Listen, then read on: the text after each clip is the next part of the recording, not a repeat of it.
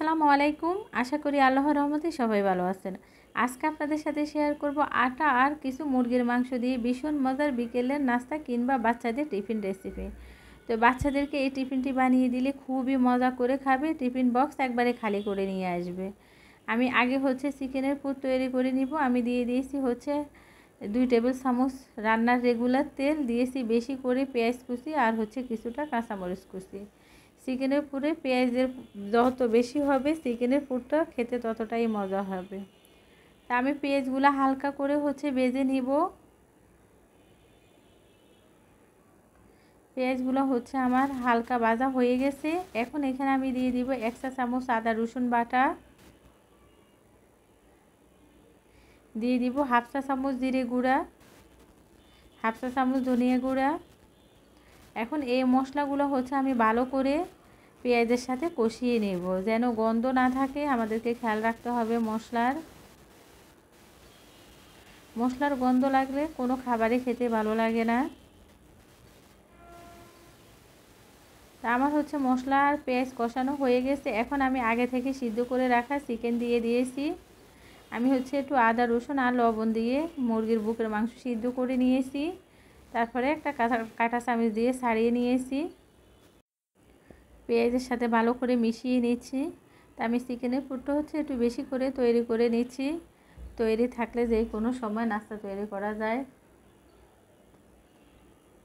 দিয়ে দিছি একটু লবণ, 1 টেবিল চামচ টমেটো সস, 1/2 চা চামচ চিনি। যেহেতু মুরগির মাংসগুলো আগে থেকেই সিদ্ধ করা, এখন আর বেশি সিদ্ধ করতে হবে না। দিয়ে দিছি হাফ কাপ দুধ। দুধগুলো আমি আগে ঘন করে রেখেছি। একটু দুধ দিলে ভীষণ ভালো লাগে চিকেনের পুর খেতে। আপনারাও একবার এভাবে তৈরি করে দেখবেন, খুবই মজার হয়। তো আমার চিকেনের পুরটা তৈরি করা হয়ে গেছে, আমি নামিয়ে এক পাশে রেখে দিব। এখানে আমি আটার কাই তৈরি করেছি। আটা, ইস্ট আর কুসুম গরম দুধ দিয়ে কাই তৈরি করেছি। আমি সরি বলে নিচ্ছি আগে থেকে, কারণ এই ভিডিওটি আমার কোনোভাবে ডিলিট হয়ে গেছে।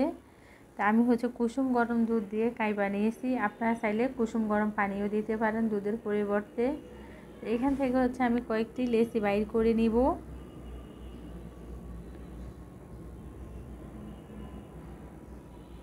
তা আমার 6-7টা লেচি হয়েছে। এখন আমি রুটি বেলে নিব। একটু আটা ছড়িয়ে দিব।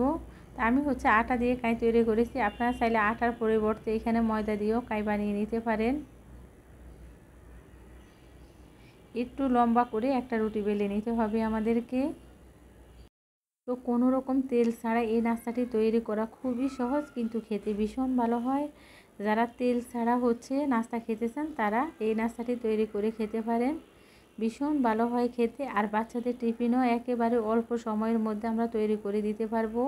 চিকেনের পুর আমরা যদি আগে থেকে বেশি করে রাখি, তাহলে যে কোনো সময় আমরা এই নাস্তাটি বানিয়ে দিতে পারবো বাচ্চাদেরকে।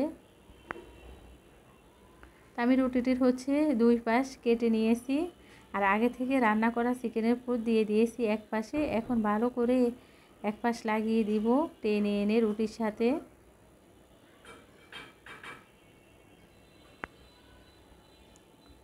এই কাজটা আপনাদেরকে দেখেই শিখে নিতে হবে, আসলে বলে বোঝানো যাবে না।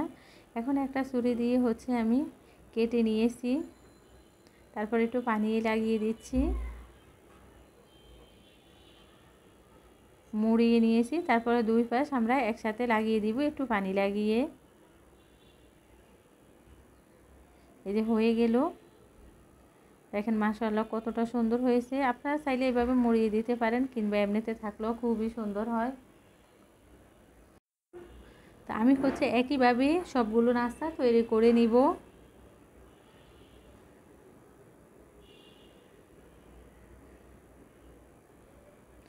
এই নাস্তাগুলো যেহেতু আমরা তেলে ভাজবো না, এগুলো খুলে দেওয়ারও কোনো ভয় নাই। আমি এখানে একটা সিলভারের প্লেট নিয়েছি, একটু তেল ব্রাশ করে নিচ্ছি। এখন নাস্তাগুলো আমি বসিয়ে দিব এখানে।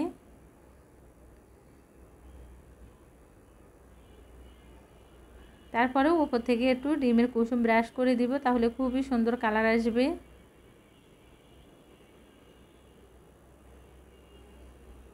আমার এই নাস্তার রেসিপি আপনাদের যদি ভালো লেগে থাকে প্লিজ আমার চ্যানেলটি সাবস্ক্রাইব করবেন, লাইক দিবেন, শেয়ার করবেন।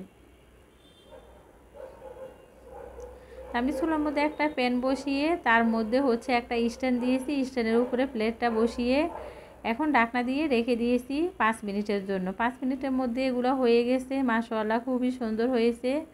আর এক একটা ফুলে দেখেন কত বড় হয়েছে। ঠান্ডা হলে হচ্ছে আমি আপনাদেরকে দেখিয়ে দিব এগুলো কতখানি সফট হয়েছে। দেখেন কতটা সফট হয়েছে আর খেতে ভীষণ ভালো হয়েছে। আমার পিছনের সাইডটা একটু বেশি হয়ে গেছে। আপনারাও তেল ছাড়া এই নাস্তাটি বানিয়ে খাবেন। ভালো লাগলে প্লিজ আমার চ্যানেলটি সাবস্ক্রাইব করবেন, লাইক দিবেন, শেয়ার করবেন। সবাই ভালো থাকবেন। আল্লাহ হাফিজ।